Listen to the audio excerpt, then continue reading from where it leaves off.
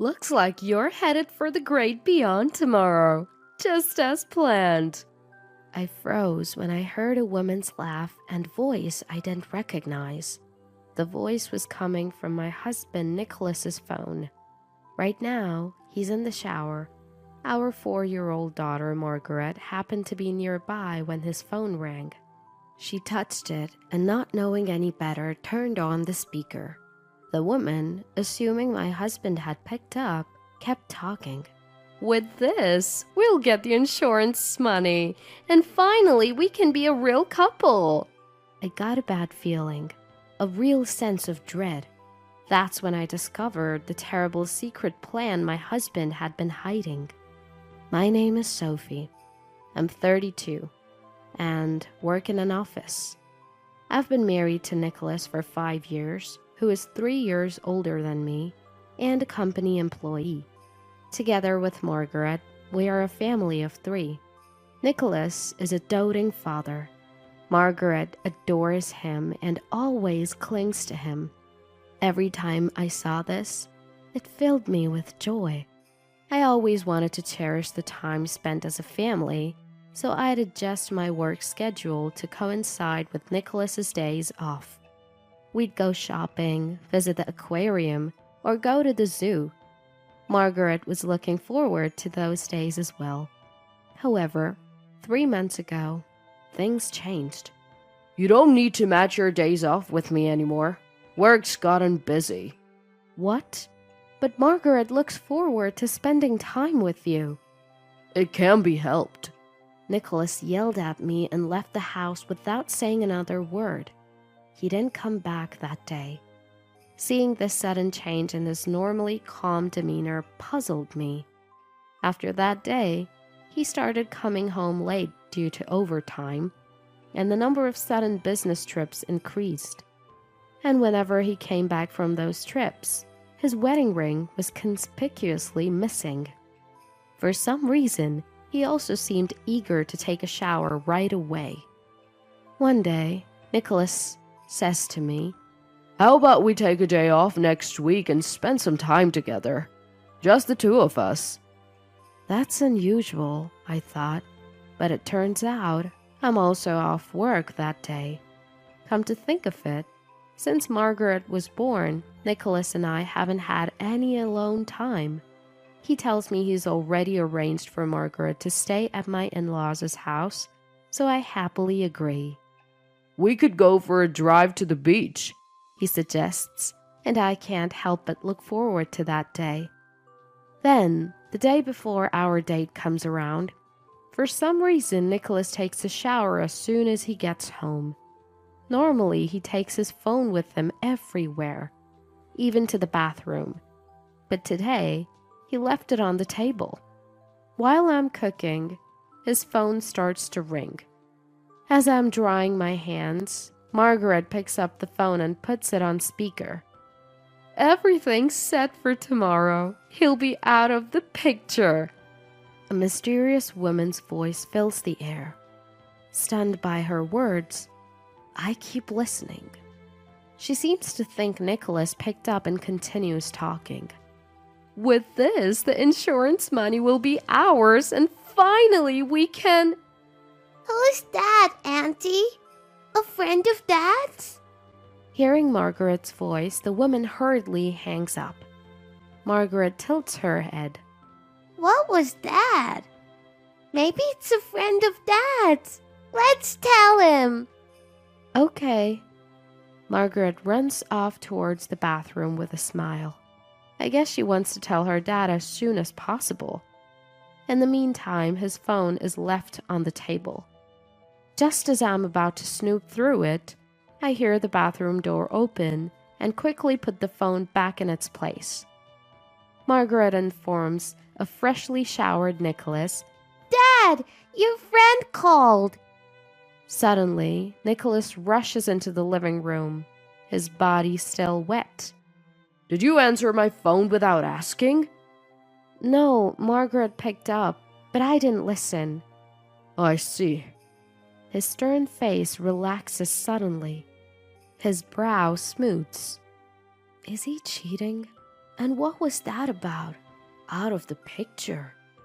That night, unable to shake my suspicions, I wait until Margaret and Nicholas are asleep. Then I check his phone again. The caller ID reads Eric. There are several calls from this Eric, but the voice was unmistakably a woman's. When I open WhatsApp, there's frequent communication with a woman named Caroline.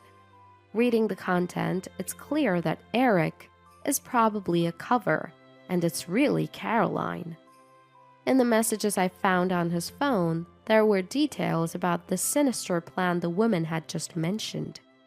I was so shocked. I caught my breath.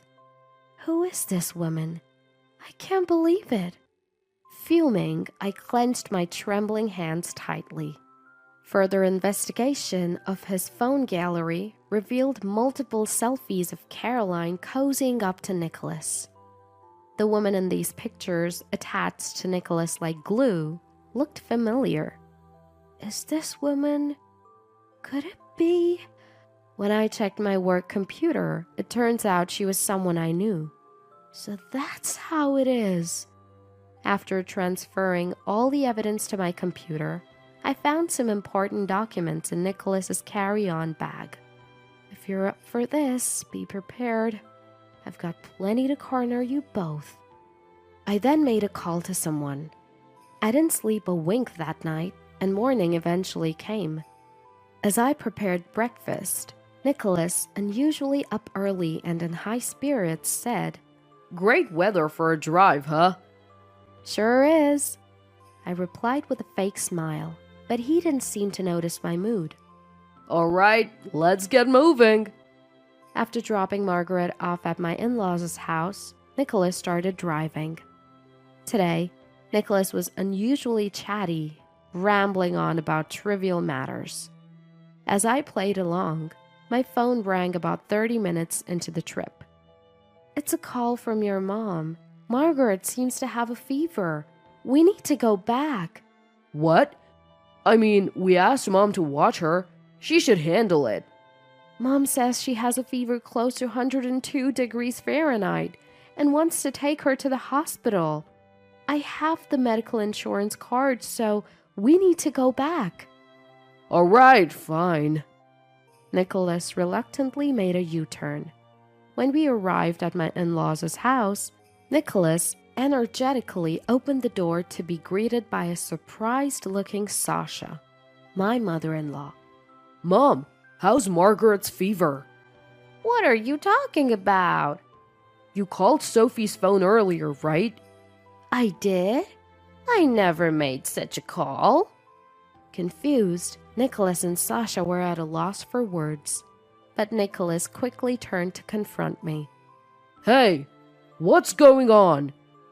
Fully expecting this question, I flashed a big smile and told Nicholas, that was a lie to bring you back here. What? But the phone rang, didn't it? That was just an alarm. I set the ringtone and the alarm tone to be the same to make you believe that a call had come in. Just then, we heard, Daddy, Mommy! And Margaret came running down the hall, hugging Nicholas around his legs. Nicholas glares at me, not even glancing at Margaret. Explain yourself! Oh, just returning the favor for all the lies you've told so far. You kidding me? Are you making a fool out of me? Hearing Nicholas's angry shout, a surprised and crying Margaret hides behind me. Sasha, sensing the mood, takes Margaret's hand and says, Let's read a book upstairs, leading her to the second floor.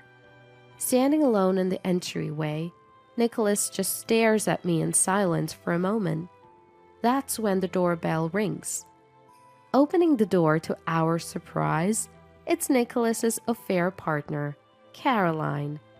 Caroline, what are you doing here?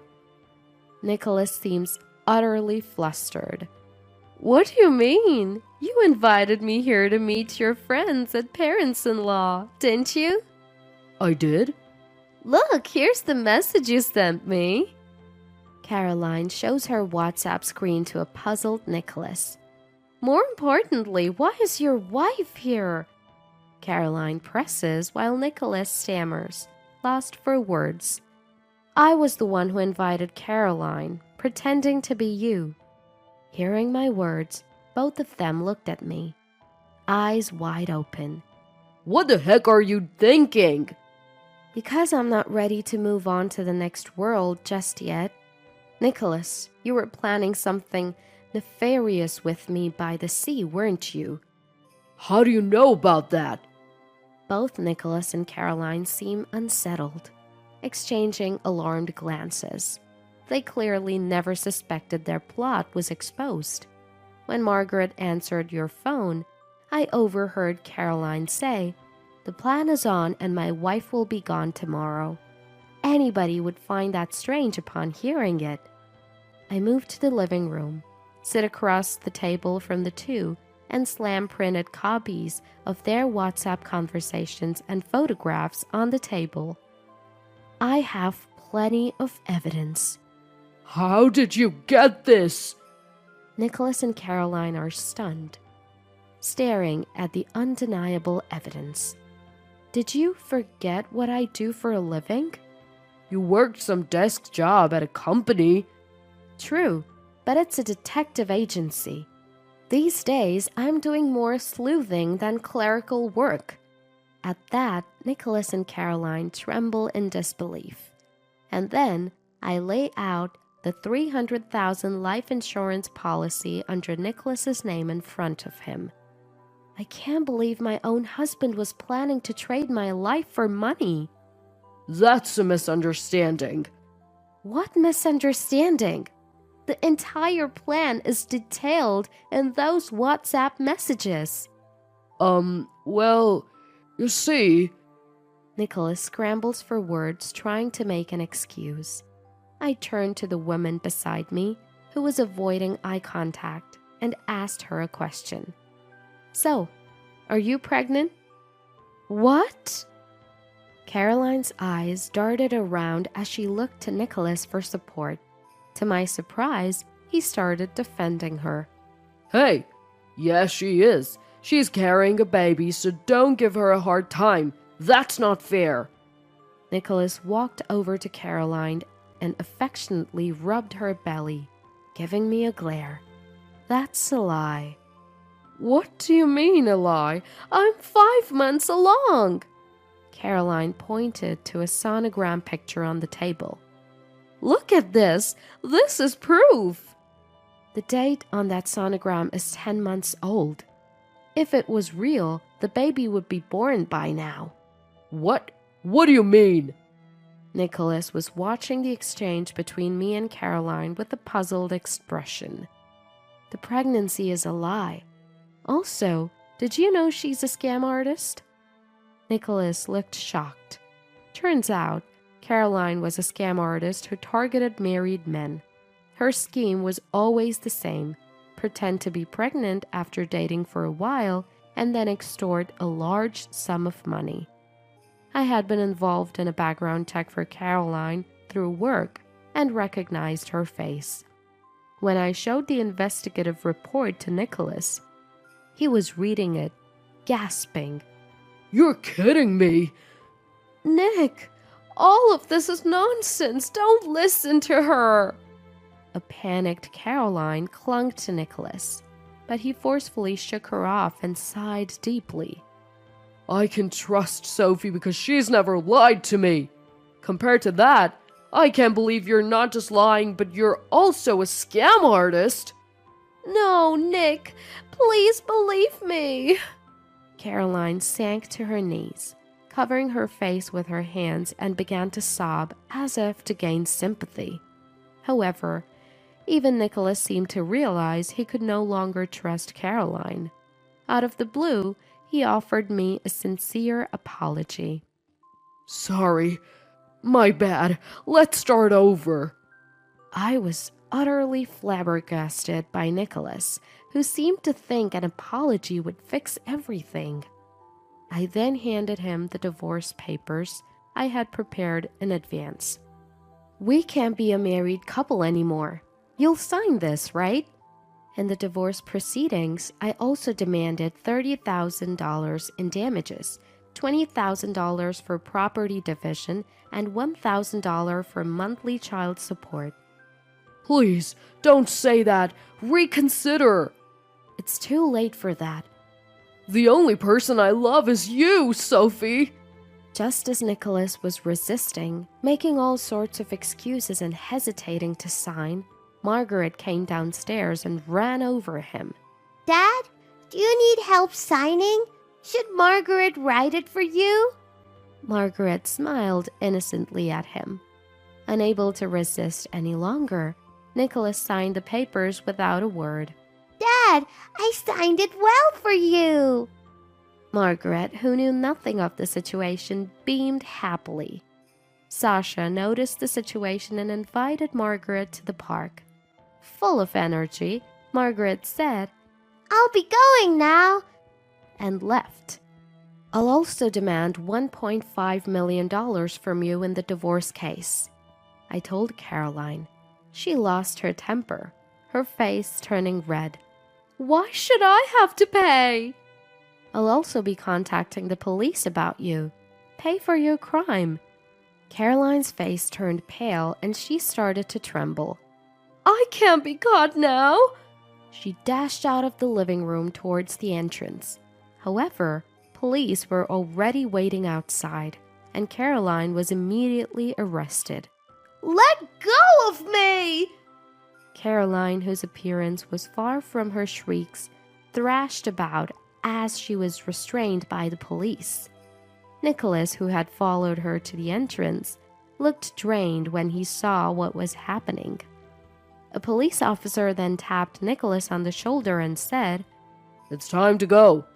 No way! Why do I have to be arrested? Sophie, help me! Nicholas resisted and struggled, but the burly police officers dragged him into the patrol car and drove off. About 15 minutes later, Sasha and Margaret returned home. Sasha had tears in her eyes and apologized to me, as if she had seen everything from a distance. Turns out, it was Sasha who called the police. When I found out about Nicholas's plan to ruin me with Caroline, I immediately confided in Sasha. Shocked, Sasha said, If that's true, it's my responsibility as a parent to report this to the police. And she agreed to help. That's why she had been keeping an eye on us while entertaining Margaret upstairs. I guess she took Margaret to the park because she couldn't bear to let her granddaughter see her father get arrested. I said, I'm sorry for causing such a commotion, and handed Sasha a handkerchief. The next day, I filed for divorce in court. Nicholas and Caroline ended up behind bars. Nicholas sold our home and used the money to pay alimony and child support. Sasha covered the remaining costs, saying, It's the least I could do. The plan was to make Nicholas pay her back once he's out of jail. As for the compensation claimed in the divorce case against Caroline, I plan on having her pay in full once she has served her time. Meanwhile, Margaret and I moved back to my parents' house. Margaret is doted on by my parents, who find her incredibly adorable.